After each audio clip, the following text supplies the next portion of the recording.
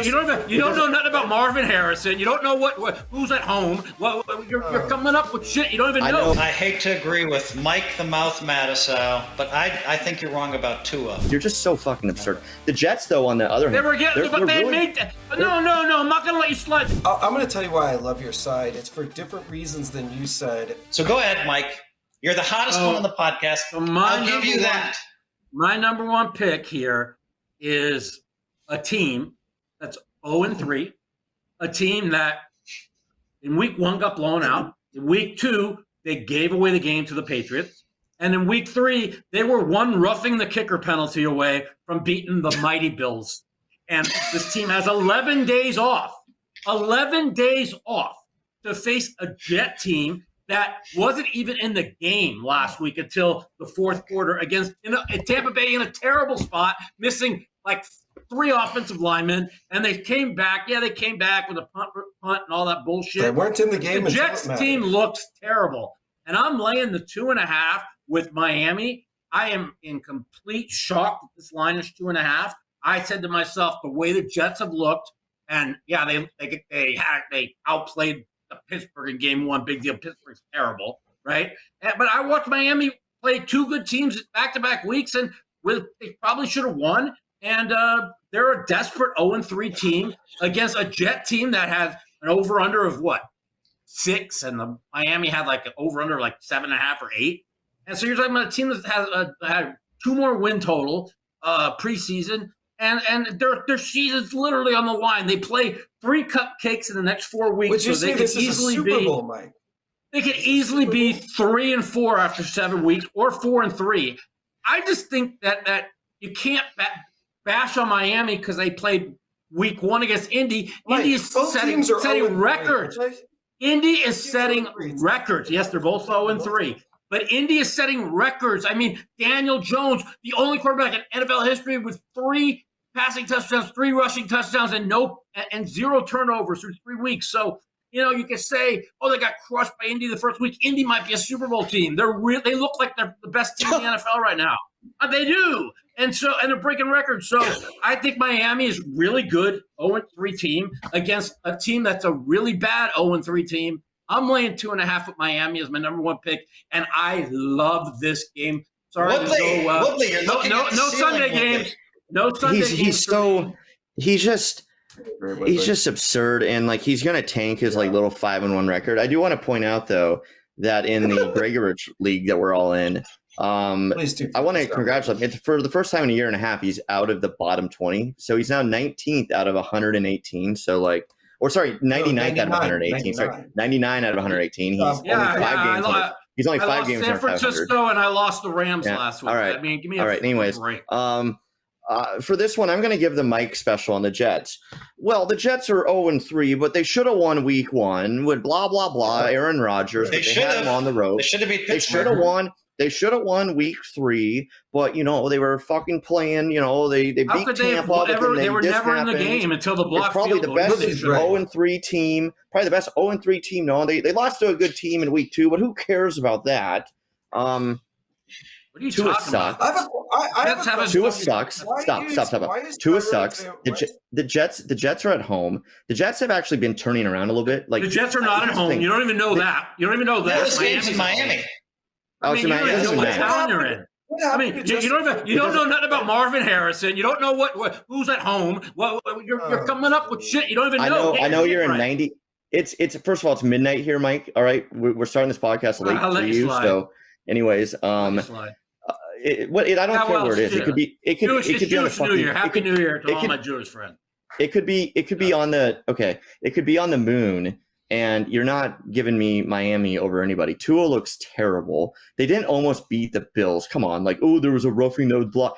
The Bills were never losing that game in a million times. No. You're just so fucking absurd. The Jets, though, on the other hand, No, I'm not gonna let you slide. They made Allen punt 3 straight times. They were getting the ball in a tie fucking game. Don't tell me At no point was Buffalo going to lose that game. No one with a fucking brain thinks that? Okay, that kick return or that punt block return or whatever that happened, where the coach is going nuts.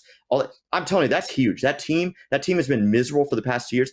That team is pumped. They are pissed they lost these 2 games. They are going to beat Miami. Yes, Miami's season on the line. It doesn't matter. Miami's toast. That coach is getting fired. Jets. Okay, guys, I hate to agree with Mike the Mouth Matusow, but I think you're wrong about Tua. First of all, it is a home game You're way for wrong. Miami. I really think that the coach's job is on the line down there. I think that like he's headed towards like a disaster. He's headed toward the cliff. He's going to get fired. I think they have to come together for him. I think their offense can still put up a lot of points, and I'm liking Miami in this game, this home matchup. Okay, now Danny, here we go. My number 1 pick, okay, is the Green Bay Packers at Dallas Cowboys -6. Danny, post all of our number 1 picks. Why do you ask? The Packers, had they won this game, had they beat Cleveland and they were 3-0, and they should be 3-0, I think maybe they'd be cruising and be pretty happy, but they lost the game, and now they're pissed, and they crushed Detroit in week 1. Their defense looks great. Their offense looks great. They were close to the Super Bowl favorites about a week and a half ago. I mean, everyone had, it's going to be Green Bay. It's going to be Green Bay. It's going to be Green Bay. And I think Dallas, that defense is horrendous. They just can't stop anybody. It's epically bad. Epically bad. And I think that Green Bay is going to go in there and they're pissed off from losing this miracle Cleveland win. And they're going to come in there and you're just going to smoke them. Give me the Packers -6. Can't do it. All right. Look, I'm going to tell you why I love your side. It's for different reasons than you said. This is going to lock Green Bay in. I think Green Bay kind of needed to come back down to earth and show they're not human. I know that, you don't like to lose a game. That's what I said. If there's ever one to lose, this is the one you want to lose. And here's the other thing. Dallas, they're playing Dallas on the perfect week. CeeDee Lamb and with Dak, that is some kind of connection where they can just score at any time. When CeeDee Lamb is not on the field, this Cowboys team offensively just isn't the same. They look very human. They lost 2 offensive linemen too. They're a mess. Yeah, their offense just wasn't the same. He's out. I don't trust the offense, and I don't think they can stop Green Bay at all. I like the over. I especially like Green Bay's team total over. This game could get real ugly on the Green Bay side. I think somewhere in the 40, 45, 21. I think it's going to be ugly and high scoring. I hate to say it. We have to give Mike his props. He's 5-1, and he's coming with his number 2 pick, which I think is going to be a very short discussion. Yeah, it's a short discussion. We already talked about this. I'm jumping on Seattle. It's not that I love Seattle because I don't think they're that good. I think their defense is a monster. But again, we talked about it. I think we have one team that played a war, lost their running back against a team that just they're not going to be as beat up. And in Thursday night games, both teams are usually just beat up. They're not recovered yet. That's why there's so many bad games on Thursday nights. And it sucks that I don't have a pick for Sunday, but I'm Seattle. Okay, Mike, we discussed this. You got your number 2 pick in there. My number 2 pick is a very short discussion because Minnesota, which also we all agreed with and we discussed pretty thoroughly. We don't have to spend much time on that. Mike, who are you using in Survivor? Okay, who am I using in Survivor? You guys, I have all 5 of my picks left. Plus, I'm in my app game. We're down to 9 out of 13 for $5K each. And then I have 2 in Marks. They're both alive. It kind of sucks I didn't go all Indianapolis last week because I was so sure in it. Because I kept saying to myself, Division Road favorites. That's a no in Survivor, and it kept going in my mind. That's why I didn't go all 7 picks on them. So with this week, I am of my 5 in Circa.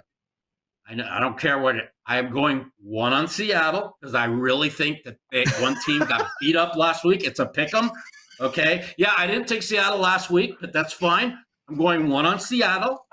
I'm going 1 on Miami. I'm going 1 on Miami. I'm going 1 on Miami. You're so dumb. I'm going one on Mike, on the you Patriots. need Miami. Listen, the Patriots are 1-2, and they have to win this week because they got the Bills on deck. I am saving all my Bills for next Mike, week. Patriots, when they're going to be the Patriots 13. have an easy game in Week 11. The Patriots, they're nice I don't favorites care. in Week 11. Why would The you? point is the Patriots are going to fire this week. They're going to be good. They got the Bills on deck on the road. This is a home game they have to win for their season. I know it's early in the year, so I'm going one on Seattle, one on Miami, one on the Patriots, and two on the chalk with Houston. I don't see how Houston. Phil, I just want to say one more thing. And the reason why the Bills is such a riveting and not chalky play is because of exactly what Mike said. When I say it's chalk, I'm talking like 35%, maybe even in the 40 or 50% range. That's super chalk. I think it's only going to be 22 or 25% on the Bills. We make a bet. Just we like, make a bet. Let me finish. Just like what Mike is saying, how he can't wait to use the Bills next week as they play the Patriots, which is a much tougher game for the Bills, much tougher. This is the biggest you're sharing with the biggest spread of possibly the whole year is 16.5. It might not be beat. And there's no shot of them losing. They could actually lose to the Patriots next week. That's why it's Listen, not that Cantu, Give me a break. They beat the Patriots by 100 every time.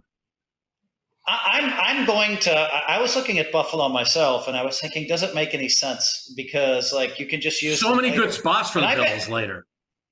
Go ahead. I know that, but I'm wondering if there's not going to be a bunch of upsets. But it feels like I have to use one on Houston. I was going to use one on the Patriots too. So listen, I have 9 picks or 10 picks in one of the leagues. It's only 150 a pick. In that league, I will use the Patriots as one of them. But in the 5K league, I'm thinking a little bit about Cantu's Buffalo, but also Houston. I like Houston. It just makes sense to me. I looked at their schedule, and they're not really big. They're not over a 7-point favorite the rest of the year, from what I recall. They're chalk this week. They will be the highest owned. I want to tell you one thing why I wouldn't use Miami this week.